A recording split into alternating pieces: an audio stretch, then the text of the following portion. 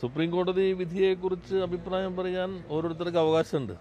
അതിനോടുള്ള യോജിപ്പുകളുണ്ടാകാം, വിയോജിപ്പുകളുണ്ടാകാം. പക്ഷെ സുപ്രീം കോടതിയുടെ വിധി നമ്മുടെ ഭരണഘടനാ പ്രകാരം ലോ ഓഫ് ദി ലാൻഡായി മാറി. അതാണ് പിന്നീട് രാജ്യത്തിൻ്റെ നിയമം എന്നുള്ളത്. അപ്പോൾ ഗവർണർക്ക് അദ്ദേഹത്തിൻ്റെ അഭിപ്രായങ്ങൾ പറയുന്നതിന് പൂർണ്ണമായ സ്വാതന്ത്ര്യമുണ്ട്. എനിക്ക് എൻ്റെ അഭിപ്രായം പറയുന്നതിന് സ്വാതന്ത്ര്യമുണ്ട്. ഓരോരുത്തർക്കും അവരുടെ അഭിപ്രായങ്ങൾ പ്രകടിപ്പിക്കാം.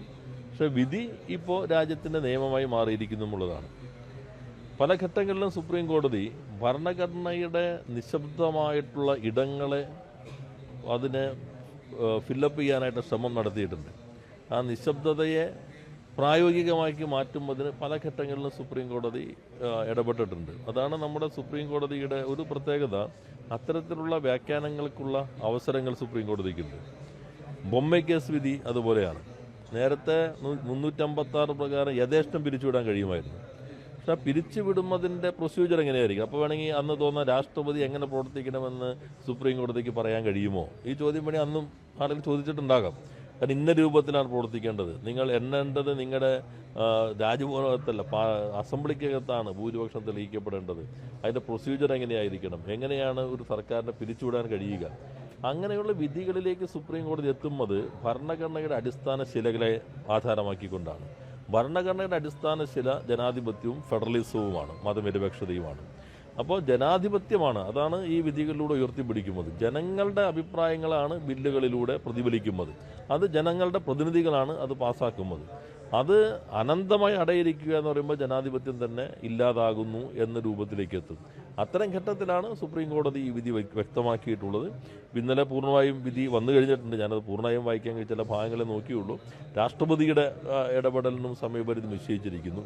വീറ്റോ പവറില്ലായ്മ പ്രധാനമാണ്. കാരണം ജനാധിപത്യത്തിൽ നിയമനിർമ്മാണ സഭകളുടെ അധികാരമാണ്. ഒരു നിയമം ഭരണഘടനാ വിരുദ്ധമാണോ എന്നും സാധാരണ കോടതികളാണ് പിന്നെ പ്രഖ്യാപിക്കാറുള്ളത്.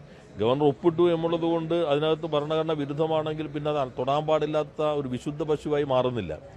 ആ ഭരണഘടനയ്ക്ക് വിരുദ്ധമായിട്ടോ അല്ലെങ്കിൽ പാർലമെന്റിന്റെ അധികാരങ്ങളിൽ സംസ്ഥാനം കടന്നു കയറി നടത്തിയ നിയമനിർമ്മാണമാണെങ്കിലോ അവ സംബന്ധിച്ച് ആധികാരികമായ നിലപാട് സ്വീകരിക്കാനായി നീതിന്യായ സംവിധാനത്തിന് നമ്മുടെ രാജ്യത്ത് അധികാരമുണ്ട്. മറ്റു പല രാജ്യങ്ങളിലെ ഭരണഘടനയിൽ നിന്ന് വ്യത്യസ്തമായി ഇന്ത്യക്കകത്ത് ജുഡീഷ്യൽ റിവ്യൂ ഉണ്ട്.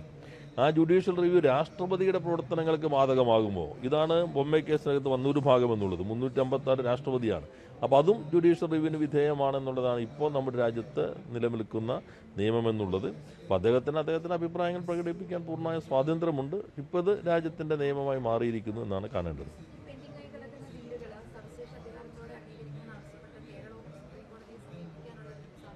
അല്ല, നമ്മുടെ പെൻഡിങ്ങിൽ അങ്ങനെ നമ്മൾ അതിനകത്ത് നേരത്തെ കോടതിയെ സമീപിച്ച ഘട്ടത്തിൽ അന്നത്തെ ഗവർണർ അത് രാഷ്ട്രപതിക്ക് അയച്ചു.